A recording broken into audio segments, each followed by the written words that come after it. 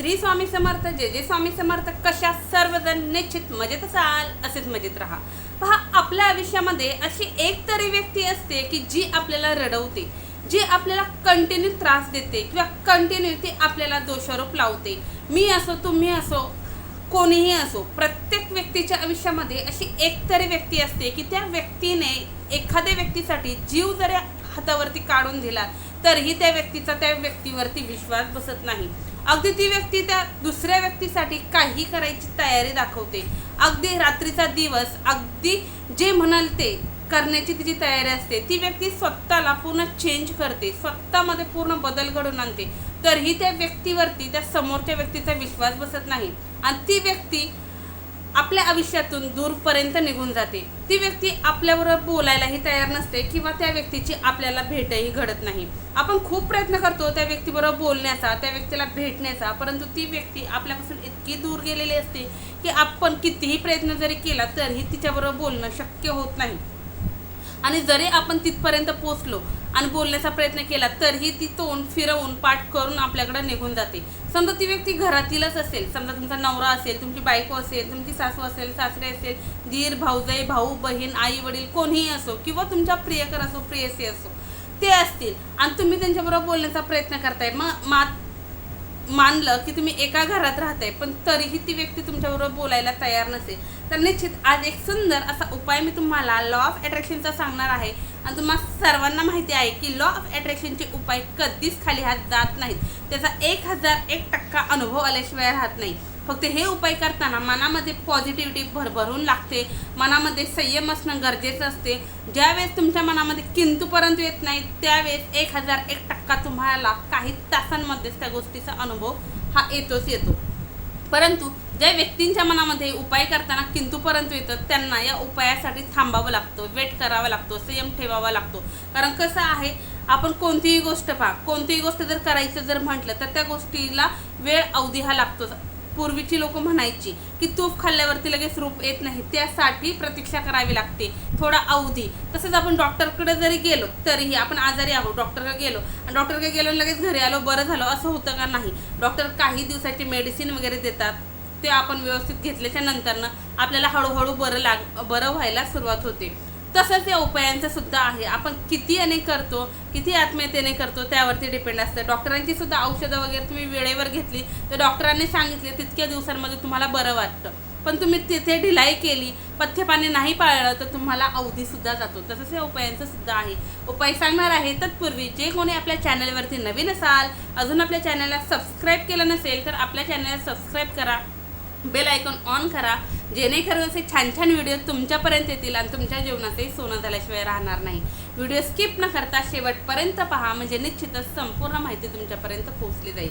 हा जो उपाय आहे या उपायाला कोणतंही बंधन नाही. अगदी तुम्हाला सुतक, पिरियड, विटाळ जरी असेल तरीही तुम्ही हा उपाय करू शकता. इतका छान उपाय आहे. तुम्ही कुठे पाहुणे जरी गेलात, आत्ता सध्या सुट्टीचे दिवस आहे, निश्चितच तुम्ही गावाला जा, तुमच्या सासरी जा, कुठे फिरायला जा, तरीही तुम्ही त्या ठिकाणी सुद्धा हा उपाय करू शकता. अगदी कुठेही हा उपाय केलात तरीही चालेल. फक्त रात्री झोपण्यापूर्वी हा उपाय करायचा आहे. रात्री झोपायच्या आधी तुम्हाला 5 ते 10 मिनिटं हा उपाय करायचा आणि लगेच झोपायचा आहे. दिवसभरात हा उपाय करता येणार नाही, एवढेच फक्त एक अट आहे. तर आता उपायासाठी साहित्य काय? उपायासाठी फक्त तुम्हाला एक काचेचा ग्लास घ्यायचा आहे. तुमच्याकडे जो कोणता काचेचा ग्लास असेल तो काचेचा ग्लास घ्या. कसाही काचेचा ग्लास असो, छोटा मोठा कसाही, जो तुमच्याकडे ग्लास आहे तो घ्या. तर आणि तो पाण्याने भरून घ्यायचा, इथपर्यंत असं भरून घ्यायचा, पाण्याने फुल भरून घ्यायचा. आणि त्यानंतरनं काय करायचं आहे, संध्याकाळी अंथरुणावरती बसा किंवा तुमच्या देवघरात बसा किंवा जिथे एकदम शांतता आहे अशा ठिकाणी बसा. बसताना हातपाय स्वच्छ धुवायचे, एखादं आसन बसायला घ्या. समजा अंथरुणावर बसून करणार आहात तर काहीच गरज नाही आसन वगैरे घेण्याची. पण समजा तुम्हाला देवघराच्या समोर करायचं आहे किंवा दुसरीकडे एखाद्या ठिकाणी करायचं आहे तर तुम्हाला काय करायचं आहे, एखादा आसन वगैरे बसायला घ्यायचं, स्वच्छ हातपाय वगैरे धुवायचे. हे पाण्याने भरलेला हा ग्लास घ्यायचा, तो तुमच्या उजव्या हातावरती, बरोबर तुमचा हात तळभाग आहे ना हाताचा, बरोबर इथे मधोमध अशा प्रकारे ठेवायचा. यावरती तुम्हाला काहीच हात वगैरे काहीच ठेवायचं नाही. हा ग्लास असा भरून घ्यायचा पाण्याने आणि या ग्लासाच्या पाण्यामध्ये तुम्हाला जो कोणता व्यक्ती तुमच्या आयुष्यातून दुरावलेला आहे, तुमच्याबरोबर बोलत नाही, तुम्हाला भेटत नाही, तुमचा तो प्रियकर असो, प्रियसी असो, तुमची बायको असो, नवरा असो किंवा कोणीही असो, किंवा तुमचा बॉस असो जो तुमचं ऐकत नाही, तुम्हाला तुमच्या बॉसला तुमच्याकडे अट्रॅक्ट करायचं आहे, कोणीही असो, तुमच्या कामातील असो, तुमच्या कोणत्याही गोष्टीतील, मित्रपरिवारातील कोणीही असो, त्या व्यक्तीची प्रतिमा तुम्हाला या पाण्यामध्ये इमॅजिन करायची आहे, पाहायची आहे. आता पहा, आपण डोळे बंद केले की निश्चित आपल्याला ती प्रतिमा दिसते. तसं या पाण्यामध्ये पाहायचं. आता समजा मी तुमच्या दाजींसाठी हा उपाय करते, तर मी ह्या पाण्याकडे फक्त पाहणार आहे आणि तुमच्या दाजींची प्रतिमा त्या पाण्यामध्ये पाहणार आहे. जसं काय तुमचे दाजी या पाण्यामध्ये मला दिसत आहेत, अशा प्रकारे इमॅजिन करायचं आहे. हे इमॅजिन केल्याच्या नंतर तुम्हाला काय करायचं आहे की 5 मिनटं या ग्लासवरती असा हात द्यायचा आणि हात देऊन एक मंत्र सांगते, हा मंत्र म्हणायचा. किती वेळा मंत्र म्हणायचा? तर 21 वेळेस मंत्र म्हणायचा. मंत्र खूप महत्त्वाचा आहे. वशीकरणाचे मंत्र हे खूप महत्त्वाचे असतात. त्याच्यातील अक्षर उच्चार सुद्धा महत्त्वाचे असतात. म्हणून मंत्र व्यवस्थित ऐका. मंत्र लिहून जरी घेतला तरीही चालेल. मंत्र व्यवस्थित ऐका. समजा मी दाजींसाठी करते, तर मी तिथे तुमच्या दाजींचं नाव घेणार आहे. तुम्ही तिथे जिथे मी दाजींचं नाव सचिन घेणार आहे तिथे तुम्ही त्या व्यक्तीचं नाव घेऊ शकता. आता पहा, ओम ह्रीम श्रीम सचिन वशम वशम भैरवाय नमः. ओम ह्रीम श्रीम सचिन वशम वशम भैरवाय नमः.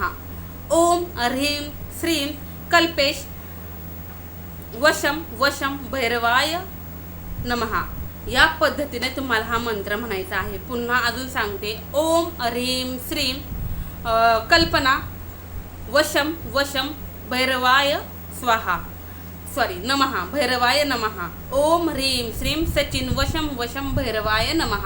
या पद्धतीने तुम्हाला हा मंत्र म्हणायचा आहे. फक्त भैरवाय जरी म्हटलं तरी चालेल, नमः जरी म्हटलं तरी चालेल, स्वाहा म्हटलं तरीही चालेल, काहीही हरकत नाही. या पद्धतीने 21 वेळा तुम्हाला या मंत्राचं पठण करायचं. हा ग्लासवरती असंच हात ठेवायचा आणि म्हणायचं. आता हे म्हणून झाल्याच्या नंतर ना या ग्लासमधील जे पाणी आहे ते पाणी तुम्हाला एकदा ग्लास तोंडाला लावला की न काढता सर्व पाणी तुम्हाला पिऊन टाकायचं आहे. सर्व पाणी एकट्यानेच पियचं आहे, कुणालाही ते पाणी पियला द्यायचं नाही, काही नाही. एका घोटामध्ये म्हणजे एका दमामध्ये तुम्हाला हे सगळं पाणी ग्लासमधलं पिऊन टाकायचं आहे. ग्लासमधलं पाणी पिऊन झाल्याच्या नंतर ना ग्लास साईडला ठेवून द्यायचा आणि डायरेक्ट झोपून घ्यायचं आहे. त्यावरती नंतर ना मोबाईल चाळायचा नाही, मोबाईलमध्ये काही पाहत बसायचं नाही किंवा कुणाबरोबर गप्पा वगैरे चॅटिंग वगैरे काहीच करायचं नाही, डायरेक्ट झोपी द्यायचं आहे.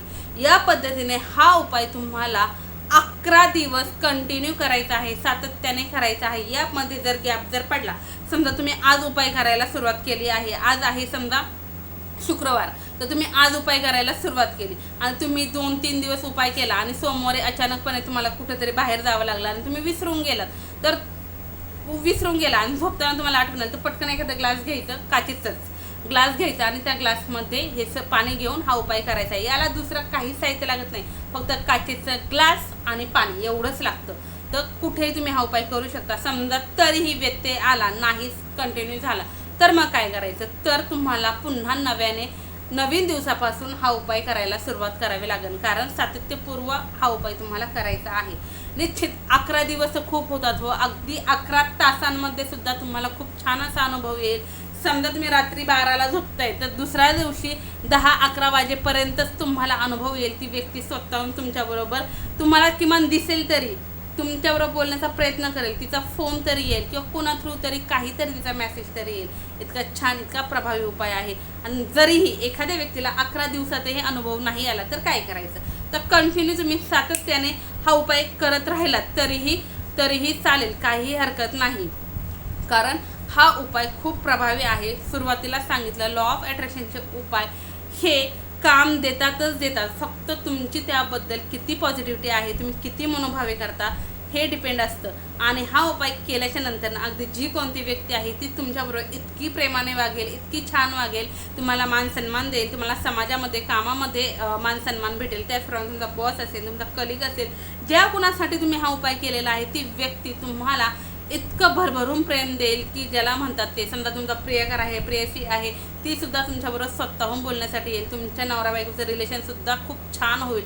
तुमचं कोणतेही रिलेशन असो, समजा सासू सुनेचं असो, तेही छान होण्यास मदत होईल. मैत्रीचं रिलेशन असेल तेही पूर्ववत होईल. इतका सुंदर, इतका छान असा हा उपाय आहे. निश्चित उपाय करा. उपाय फक्त तुमच्यापर्यंत सीमित ठेवू नका, उपाय इतरांनाही शेअर करत चला, जेणेकरून त्यांच्या जीवनातही आनंद होईल आणि त्याचे आशीर्वाद तुम्हालाही लाभल्याशिवाय राहणार नाही. त्याची सांगितलेली सर्व माहिती तुम्हाला समजली असेल. व्हिडिओ कसा वाटला आहे कमेंट्समध्ये सांगायला विसरू नका. तसेच कमेंट्समध्ये श्री स्वामी समर्थ, जय जय स्वामी समर्थ हे लिहायलाही विसरू नका. झालेली सेवा स्वामींचरणी रुजू. श्री स्वामी समर्थ, जय जय स्वामी समर्थ, श्री स्वामी समर्थ महाराज की जय.